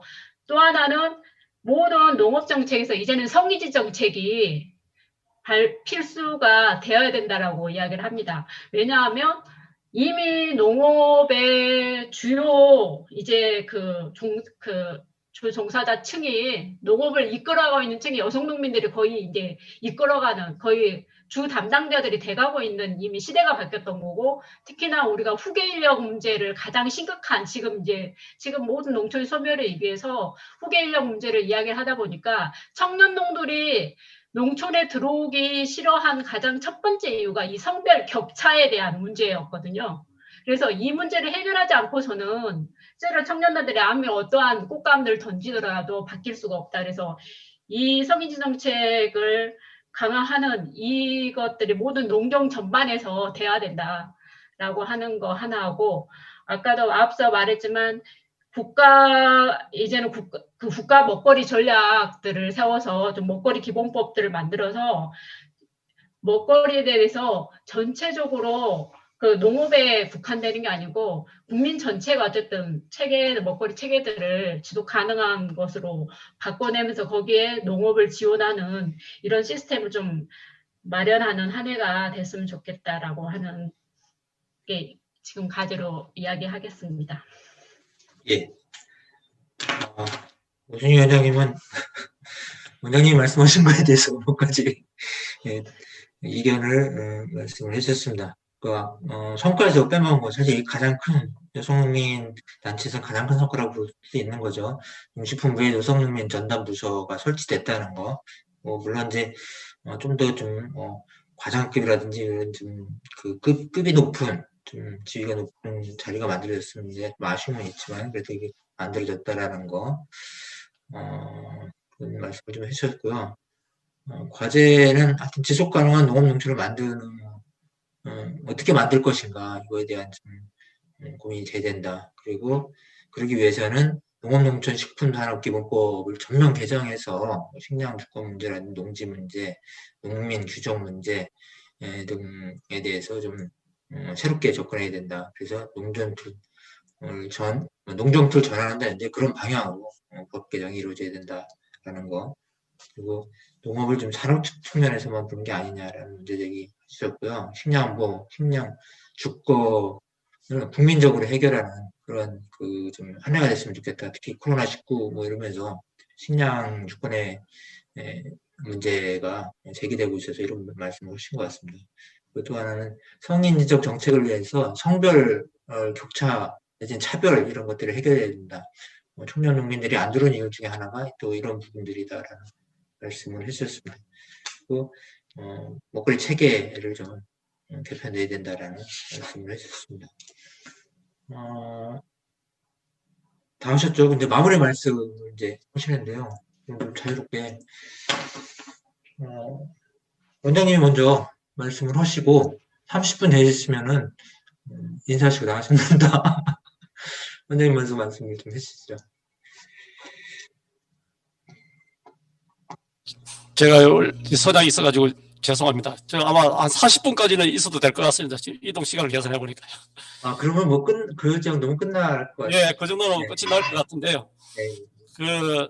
저는 뭐 오늘 우리 전동 전현원 그리고 당국대 김호 교수님 이렇게 만나서 이렇게 얘기를 나누면서 사실은 저 오늘 자담이 원재정 그 부국장이 연락 왔을 때 누가 참여한지를 모르고 원재정 국장이 오늘 시간 내라고 그래서 예 해라고 보니까 오늘 딱 보니까 제가 완전히 정부비 묻고 있는 동네에 있는 사람이잖아요. 그래서 이거 무슨 얘기를 해야 되나 좀 약간 답답했는데 뭐 솔직하게 저도 뭐 이런 얘기를 둘러서 하는 스타일은 아니고 마무리하라고 그러지만은 신년 초고 또 올해는 어찌 보면 이 정부의 좀 어찌 보면 내년이 임기지만은 마무리에 좀 그렇고 또 중요한 선거도 있고 하니까 여러 국면에서 굉장히 중요한 시점인 것 같아요. 그래서 농업 정책을 어떻게 보면 좀 우리가 근본에서부터 체계적으로 새롭게 하자 하기는 여러 가지 상황이 좋지 않은 그런 어려움이 있는 시기인 것 같습니다. 그래서 어떤 식으로 우리가 이 문제를 풀어야 될까? 그래서 그거에 대해서는 저는 이제 최근에 한 두 가지 고민이 있습니다. 하나는 과연 이 국민 전체 속에서 우리 농업 부분이 농정이 패싱되는 게 아니라 우리 농업에 대한 관심이 어찌 보면 국민들로부터 멀어지고 있는 거 아닌가. 이 부분에 대해서 사실은 고민이 좀 있고요. 또 두 번째는 저는 어찌 보면 현장의 얘기를 좀 정책적 언어로 전환하는 국책 연구기관에 있는 사람이잖아요. 정부의 정책 집행기관도 아니고 어찌 보면 정책을 컨설팅하는 입장이기 때문에 과연 그런 면에서 우리 현장의 얘기와 정부의 어떤 집행 체계와 있던 갭을 어떻게 좀 줄여서 좀 더 우리 농업계 내부적으로 공감대를 형성하고 앞서 얘기했듯이 빚 좋은 개살구라 얘기하지만 뭔가 빚 좋은 뭔가 기대는 있었다는 거 아니에요, 그죠? 그 부분에 대해서 우리가 좀 함께 하려고 하는 힘이 어떻게 생겨날 수 있는데 우리 국책연구기관에 있는 사람들 입장에서는 좀 기여할 수 있을까? 그게 사실은 두 가지 고민입니다. 첫 번째 고민과 관련해서는 최근에 어찌 보면 이제 농촌의 현장에 있는 많은 농업인들은 먹고 살기 힘들고 어찌 보면 또 기후변화 속에서 작년 같은 경우는 재해 속에서 엄청난 어려움과 또 코로나라는 특수한 상황도 있고 한데 또 한편 뭐냐면 농촌에 대한 가치가 국민들로부터 새로 발견되는 측면이 굉장히 강하고 뭐 이거는 좀 공개를 해도 될 얘기인지 모르지만 지난주 토요일 날 저희 뭐 국책연구기관에 있는 뭐 성경준 경제사회 노동위원회 위원장을 포함해가지고 농특위 정해찬 위원장님, 국가균형발전위원회 김사일 위원장님, 저출산 고령화위원회는 뭐 위원장님은 대통령이고 부위원장이 실질적 위원장이죠. 서영수 위원장님하고 그리고 경제사회 노동위원회 문성현 위원장님도 포함되고 한겨레 신문의 뭐 김현대 사장님도 함께 농촌에 대한 관심이 있고 해서 국토부 장관도 그렇고 농림부 차관 뭐 다양한 분이 참석한 토요일 모임을 했습니다.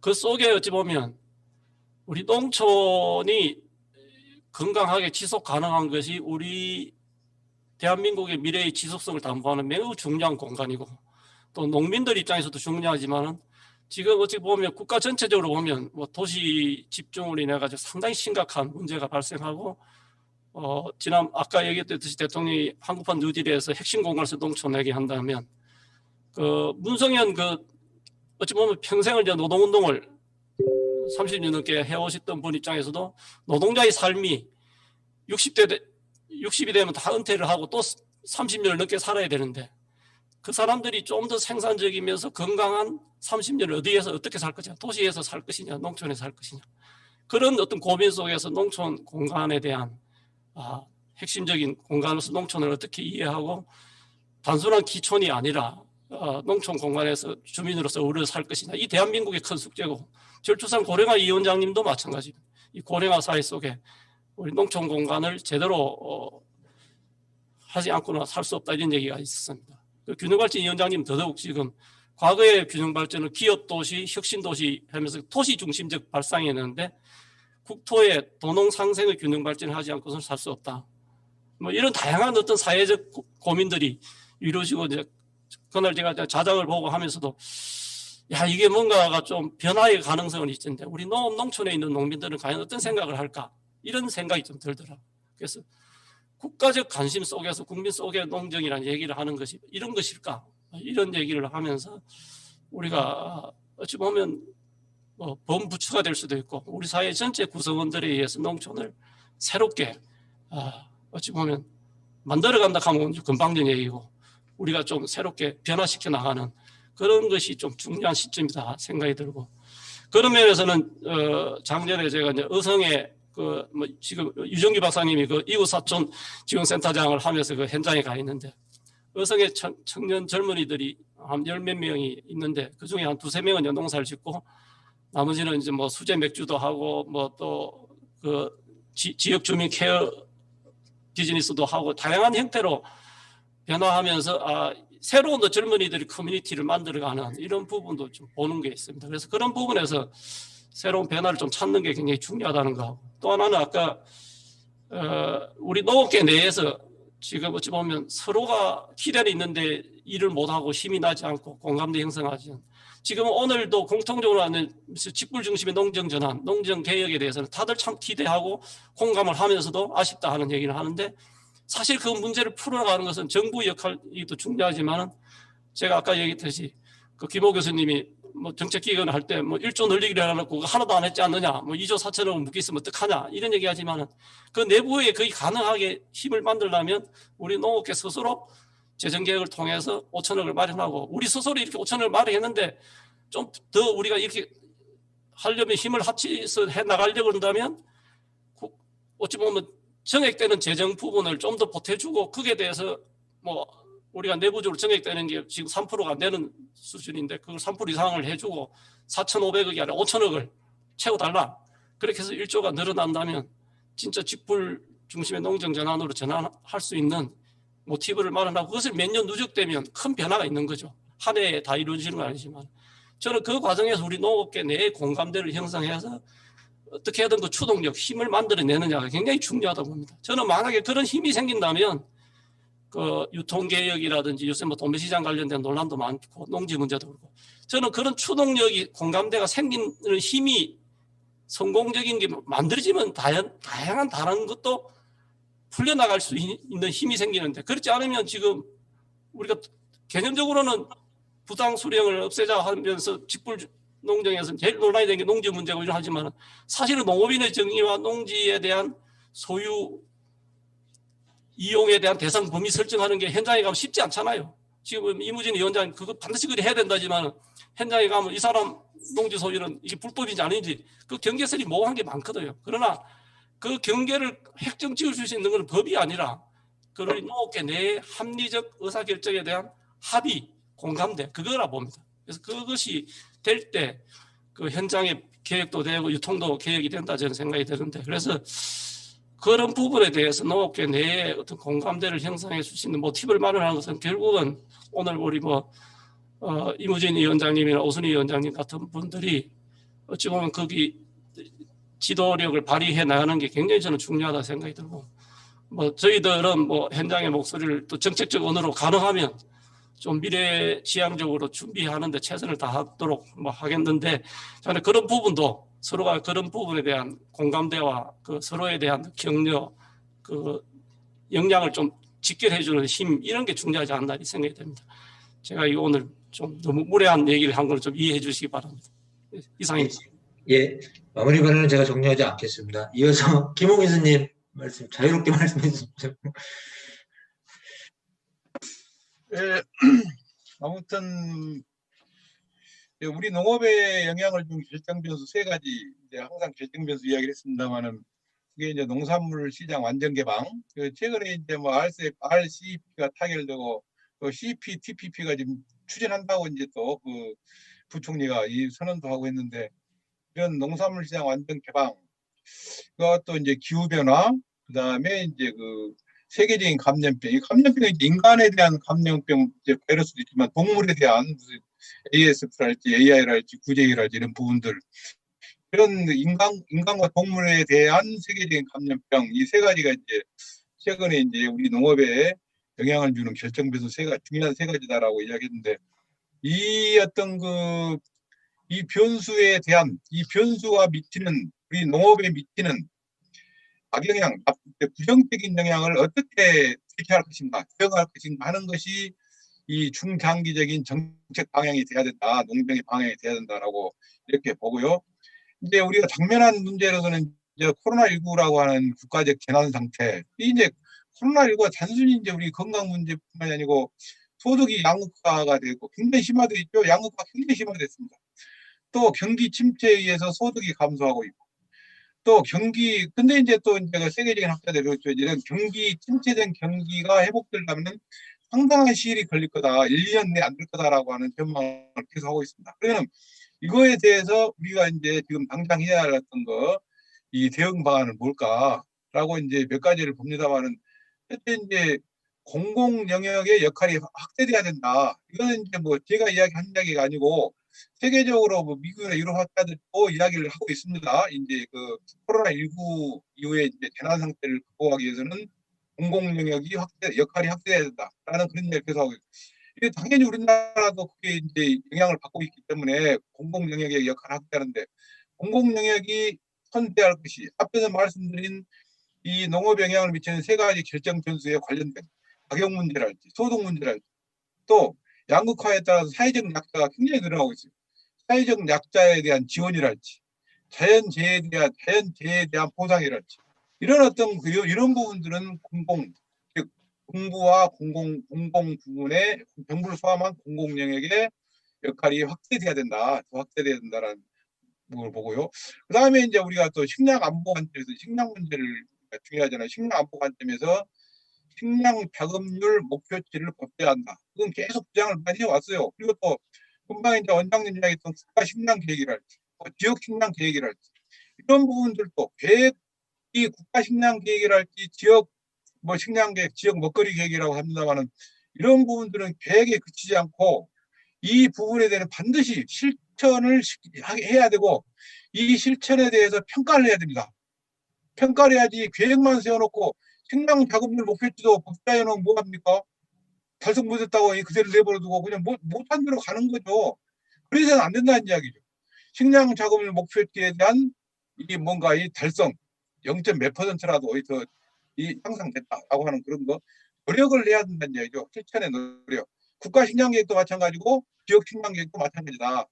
이런 반드시 실천을 된 대로 한, 또 실천 이후의 성과에 대해서 평가를 하고 하는 그런 부분으로 이제 우리가 가야 될 필요가 있고, 그다음에 또 이제 정말 중요한 것은 우리 농민단체, 농업인단체가 단합을 해야 됩니다. 한 목소리를 낼 수 있게. 여기서 이야기, 저기서 이야기. 앞에서 이제 예를 들어서 도매시장 거래제도 개선하자라고 하는데 양 단체가 따로 다른 결입이 되고 있어요. 이래가지고는 절대 개선 안 됩니다. 양쪽의 분열된 의견을 이용하는 어떤 정치적인 수수가 있거든요. 분명히. 그럴 때는 한 목소리를 낼 수 있는, 뭐든지 아무튼 우리 농민, 농업, 농촌을 위한 어떤 대안은 우리 농민, 농업인단체가 단합해서 한 목소리를 낼 수 있는 그런 어떤 노력들도 필요하고, 아무튼 그 경실련에서도 그 노력을 좀 하려고 지금 준비를 하고 있습니다. 우리 농민, 농업인단체를 단합을 시켜서 뭔가 한 목소리 나올 수 있는 그런 단체가 되고자 하는 그런 부분도 하고 있고, 그 다음에 이제 제발 우리 농식품부에게 당부하는데 현장 농정 좀 하십시오. 현장 좀 가보세요. 현장을 가지 않고 맨 이 사무실에서 농촌경제연구원 보고서나 받아가지고 쓰고 있는 정책은 정말 이거 탁상행정입니다. 현장 가서 농민들하고 대화를 많이 해야 됩니다.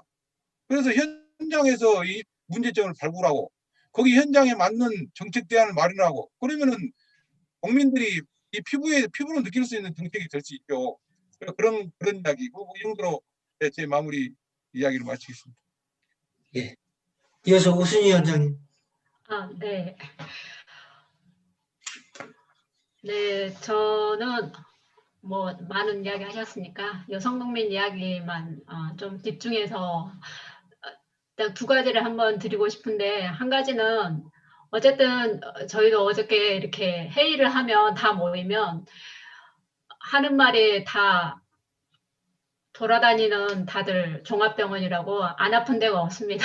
저 또한 이렇게 할 정도로 현장에 지금 주축이 되고 있는 5, 60대가 이미 몸이 다 망가진 농부병, 근골격계 질환으로 굉장히 심각한 상황이라서 작년에 실은 여성농민 특화 건강검진을 시범 사업으로 도입을 해서 올해 좀 본 예산에 반영할 것들을 요구를 했는데 완전히 배제가 됐어요. 이제 물론 내년에 한 번 더 늘려보겠다라고 하는 의지는 있지만 기재부에서 이렇게 막혔단 말입니다. 그러면서 이거부터 실제적으로 지금 주축이 되고 이렇게 지금 이렇게 새로운 유입 인구도 중요하지만 현재 농촌을 유지하고 있는 이 사람들의 삶에 대해서 제대로 돌아봐야 되는데 이 예산에서부터라도 다 꺾이는 거 보면서 굉장히 진짜 한계를 많이 느꼈고요. 또 하나는 제가 아시는 분이 굉장히 그 마을 사업을 굉장히 잘해서 여러 가지 녹색농촌, 농촌마을이나 뭐 이런 마을 가끔 공동체를 굉장히 갖고서 마을 사무장으로 우리 여성농민이 일을 하고 계세요. 근데 그분은 농사를 굉장히 많이 어쨌든 굉장히 그 텃밭 가꾸기부터 굉장히 많은 축산까지 농사를 전업으로 하고 있는데 이분은 농업인이 아니에요. 경영체 등록을 할 수가 없어요. 마을 사무장이라는 이유로. 이런 유령, 실제적으로 농사일은 다 하는데 다른 뭐 직업, 뭐 4대 보험을 받는다는 이유라든지 여러 가지 이유로 유령인 이 여성 농민들이 굉장히 많아요.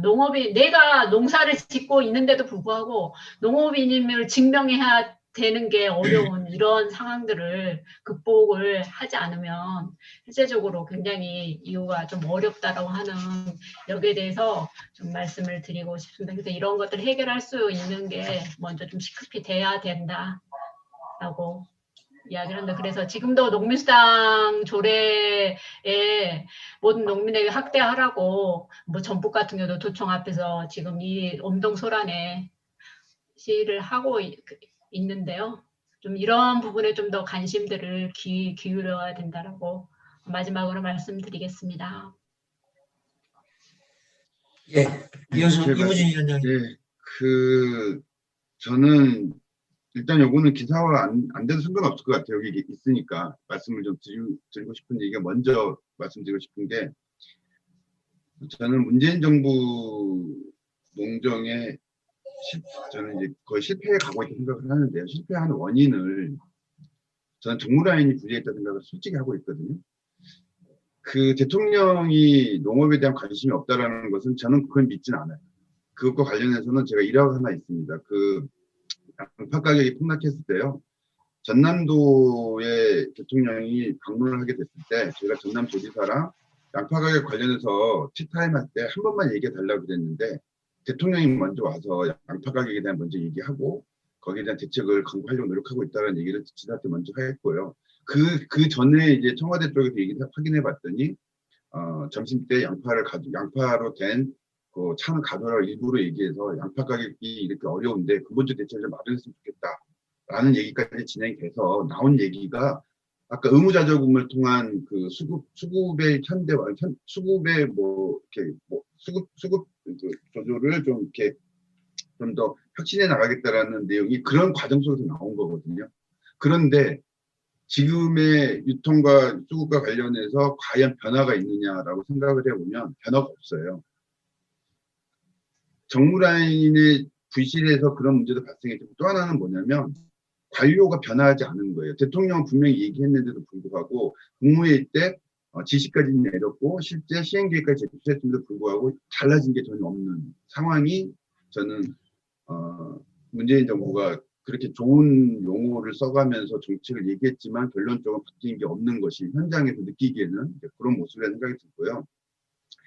그리고 두 번째로는 문재인 정부가 실제 지방으로 분권화하겠다라고 얘기를 했거든요. 정책을 분권화하겠다고 했어요. 근데 농정을 실제 저는 지역 농정으로 많이 분권화돼야 된다 생각을 하거든요. 가격 문제가 됐든 여러 가지 문제가 됐든지 간에 수급 정책과 관련해서도 농식품부가 다 해결할 수 없어요. 그리고 실제 지금 현재 농식품부가 해결하는 거는 30% 같이 안 됩니다. 70%는 실제 지역에서 해결을 하고 있는데 이거는 농식품부가 딱 틀어지고 있는 거예요. 해결될 방법이 없는 겁니다. 그래서 이걸 얼른 분권화해서 지역이 자신들의 예산을 들여서 실제 자기들의 그 수급, 주요 농산물에 관련해서 수급 조절을 스스로 진행할 수 있게끔, 그리고 정부가 그걸 보조해주는 역할을 하게끔, 이렇게 분과가 돼야 된다는 생각이 있고요.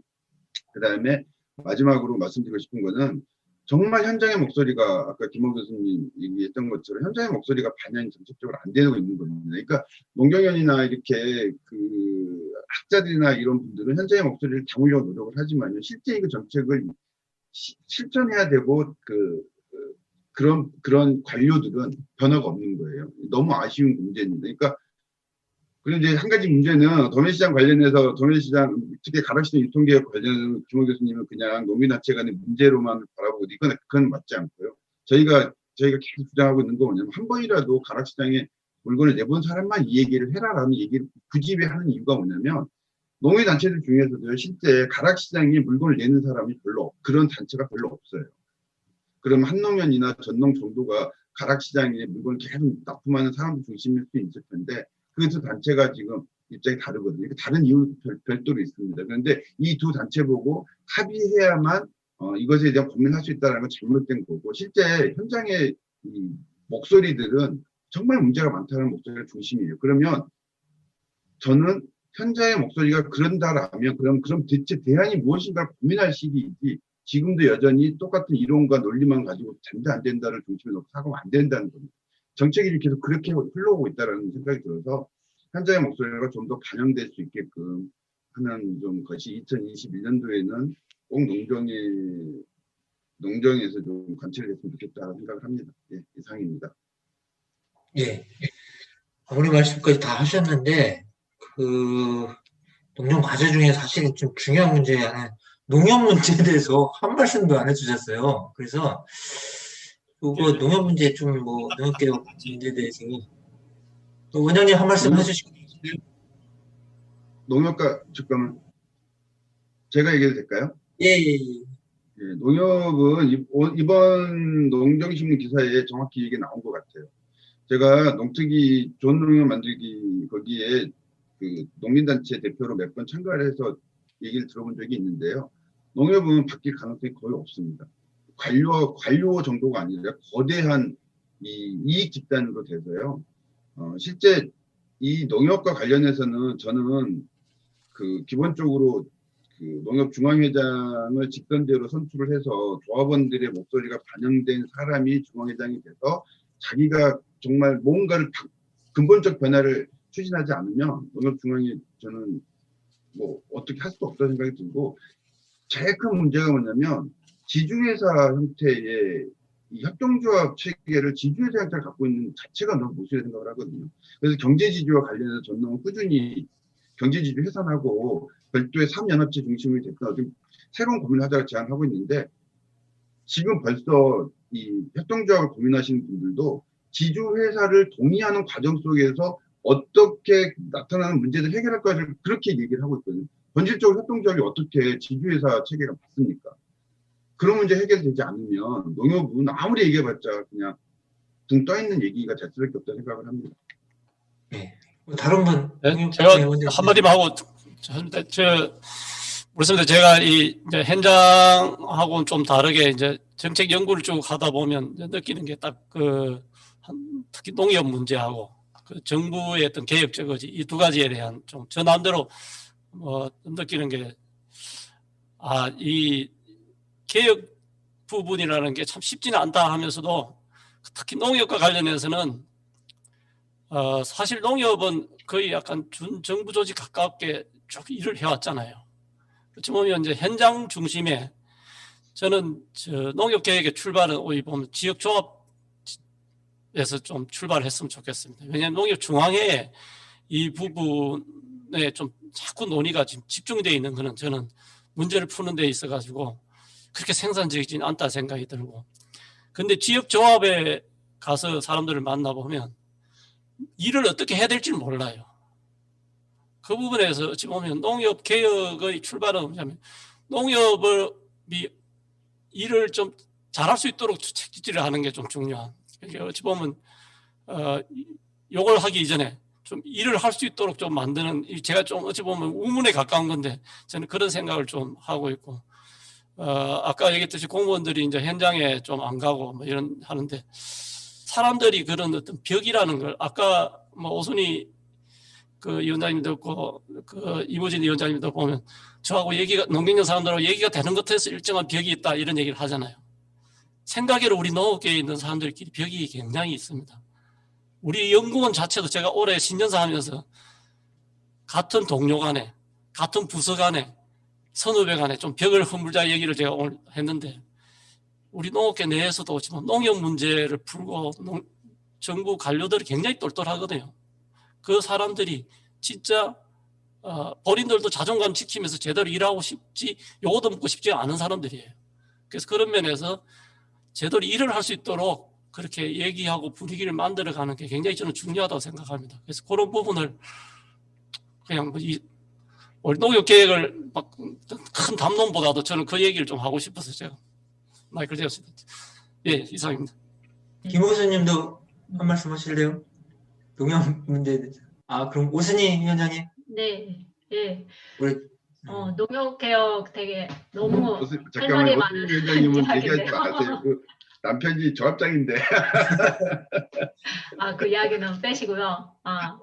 어쨌든 농경련에 제가 좋아하는 박사님들 많습니다. 어쨌든 응원하고요. 농협 문제는 어쨌든 중앙회를 개혁하지 않으면 안 된다고 생각하는데, 이미 이제 지역 농협들은 특히 농촌이 계속적으로 인구가 줄어들고 소멸에 이르기 때문에 지역 농협들도 지금 소멸의 이런 바로 직격탄을 맞고 있거든요. 그래서 계속적으로 인구수가, 조합원 수가 줄어들기 때문에 어쨌든 직원들의 월급을 벌어내기 위해서, 특히나 예전 같으면 이자율이 높아서 신용사업으로 메꿨다지만 이제는 그런 체계가 이미 무너졌기 때문에 실은 지역농업들도 살아남기 위해서 굉장히 경제사업에 많이 치중하고 있고 변화들을 주고 있어요. 근데 이제 이것에 가장 큰 건립들이 지역농업들이 중앙회거든요. 경제사업을 지역농업끼리도 어떤 단합이라든지 이런 걸 통해서 원가를 좀 낮춰보려고 해도 중앙의 그 경제사업단이 딱 틀어지면서 자기의 물건을 쓰지 않으면 안 되게끔 이런 구조를 만들어 놓다 보니까 오히려 이중적으로 이런 구조들이 돼서 굉장히 발목을 잡고 있고, 그래서 이 중앙회 자체가 바뀌지 않은, 중앙회를 축소해내고 어쨌든 지도사업을 변경해내고 정말 면단이 이렇게 어려운 한계 지역에 있는 특히 그런 농협들을 지원해내는 시스템들, 그래서 거기에서 실은 많은 역할들을 손해를 보면서 많은 역할들을 지역 농협들도 하고 있는 측면들이 있거든요. 보면은 농작업 대행 사업이나 이런 것들 수익이 나오는 사업들이 아니에요. 대충 보면은 여러 가지 조합원들을 위한 지도 사업을 하려면 전혀 수익이 나지 않는 그런 사업들인데도 불구하고 그런 걸 해내고, 아까 가격 안정 문제에서 저희는 도매시장을 하려면 여기에서 실제로 농민들이 대응을 하려면 농가 조직화들, 그래서 많은 데서 뭐 공선 조직을 만들어내고 이렇게 대응해 가지 않으면 안 된다고 생각하는데, 그 역할들이 실은 다른 데서 민간이 하기는 힘들거든요. 그러면 농협이라고 하는 이러한 공간들을 활용해서 이후에 대처해 가야 되는데, 실은 많은 농촌 지역의 농협들은 그걸 하려고 해도 이제는 굉장히 많이 경제적으로도 자립구조가 무너지고 있기 때문에, 이거를 그러면 중앙회가 어떻게 지원할 것인가라고, 그리고 도시농협이 어떻게 농촌 지역의 농협을 지원할 것인가, 이렇게 고민해 들어가야 되는데 지금은 그렇지 않고 있거든요. 계속 중앙에만 비대해지는 이런 구조를 개선해 가야 된다. 그게 좀 핵심인 것 같습니다. 그래서 이게 당연히 직선제도 이야기를 하는 거고. 예. 장시간 아주 고생도 많이 했었고요. 좋은 말씀 감사드립니다. 오늘 네 분의 말씀을 들으면서 문재인 정부의 공통적으로 좀 말씀하신 것이, 문재인 정부 농정 방향, 농정틀 전환이라는 거에 대해서는 다들 다 긍정적으로 다 평가를 하시는 것 같아요. 그러면서 이제 이 진행 과정에 대한 평가는 다양하게 나타나고 있는데, 일단 하여튼 농정틀 전환은 잘했다. 이거는 또 오래전부터 뭐 패러다임의 전환이나 이런 요구들을 해왔는데, 드디어 이제 문재인 정부에서 농정틀 전환에 대한 첫 삽을 뜬 게 아닌가 이렇게 생각이 듭니다. 거기에 대한 기대가 있는 만큼 또 냉혹한 또 평가도 있었던 것 같습니다. 이렇게 자담회는 마치도록 하겠습니다. 오늘 자담회는 1월 18일자 다음 주 월요일자 신문에 게재될 거고요. 인터넷에 저희들이 게재되면은 링크를 다 보내드리겠습니다. 장시간 감사합니다. 마치겠습니다. 고맙습니다. 수고하셨습니다. 고생하셨습니다.